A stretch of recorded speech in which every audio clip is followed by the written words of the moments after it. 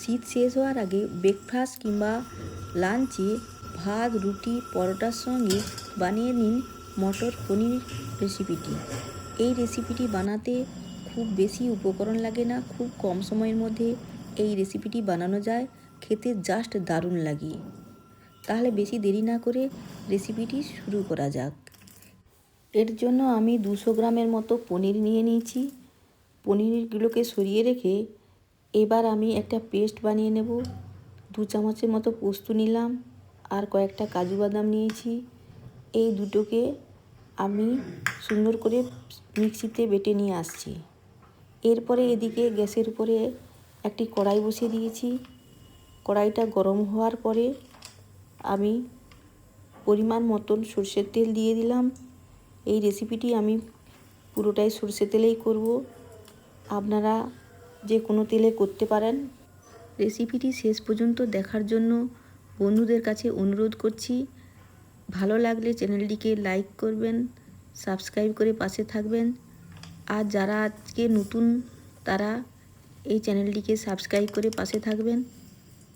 এরপরে আমি তেলটা গরম হয়ে যাওয়ার পর সামান্য পরিমাণ লবণ দিয়ে দিয়েছি। এবার লবণটাকে ভালো করে একটু নেড়ে চেড়ে নেওয়ার পরে এতে আমি কেটে রাখা পনিরগুলোকে দিয়ে দিচ্ছি। দিয়ে ভালো করে নেড়ে চেড়ে খুব বেশি না হালকাভাবে ভেজে নিচ্ছি।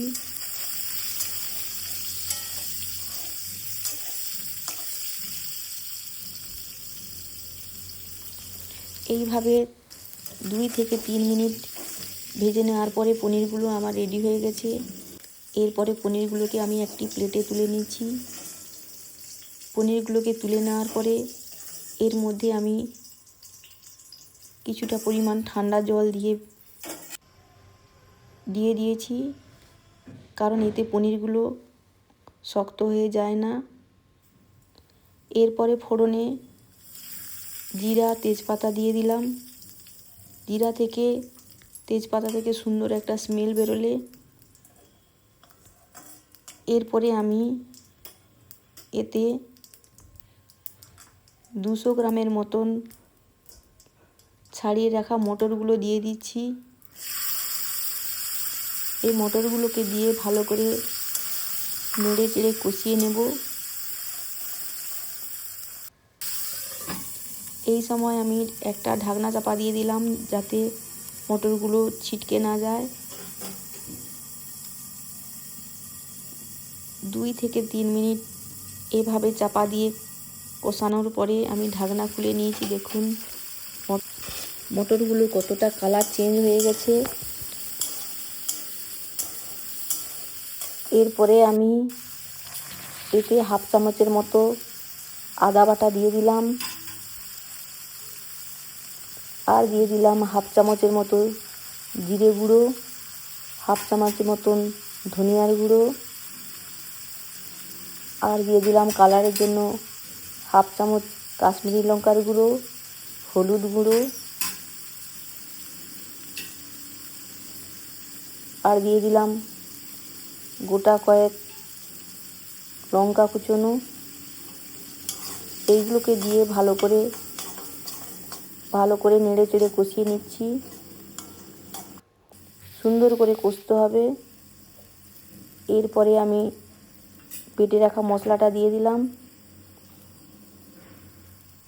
আর দিয়ে দিলাম 2 চামচের মতো ফেটানো টক দই দিয়ে একসঙ্গে ভালো করে 3 থেকে 4 মিনিট কষিয়ে নিচ্ছি।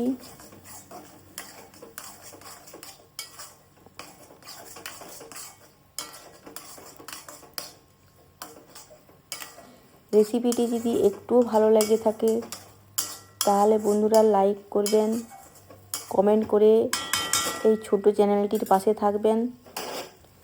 এরপরে আমি ঢাকনা চাপা দিয়ে 2 থেকে 3 মিনিট কষানোর পরে আবার ঢাকনা খুলে নিয়েছি। দেখুন মশলাটা কষানো হয়ে গেছে। এবার আমি পরিমাণ মতো জল দিয়ে দেব। আমি মশলা ধোয়া জলটা ছিল সেটা আমি দিয়ে দিলাম। এরপরে যদি জল লাগে আর একটু জল অ্যাড করব আমি। এরপরে তরকারিটা ফুটতে শুরু করেছে। এতে আমি ভেজে রাখা পনিরগুলো অ্যাড করে দিলাম। আবারও 4 থেকে 5 মিনিট মিডিয়াম টু লো আঁচে চাপা দিয়ে রান্না করে নিলাম।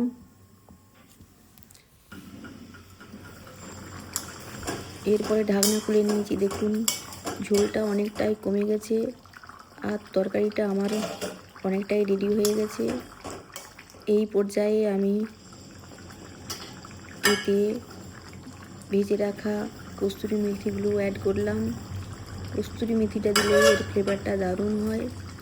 আপনারা কস্তুরি মেথিটা অ্যাড করবেন। এরপরে দিয়ে দিলাম 1 চামচের মতো গাওয়া ঘি।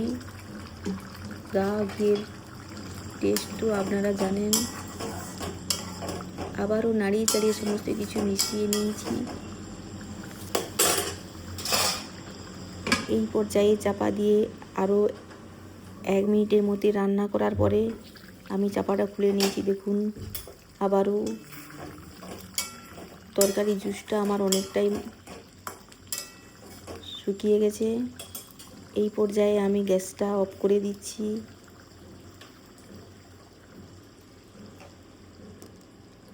এমন অবস্থায় আমি এতে গরম মশলা অ্যাড করব।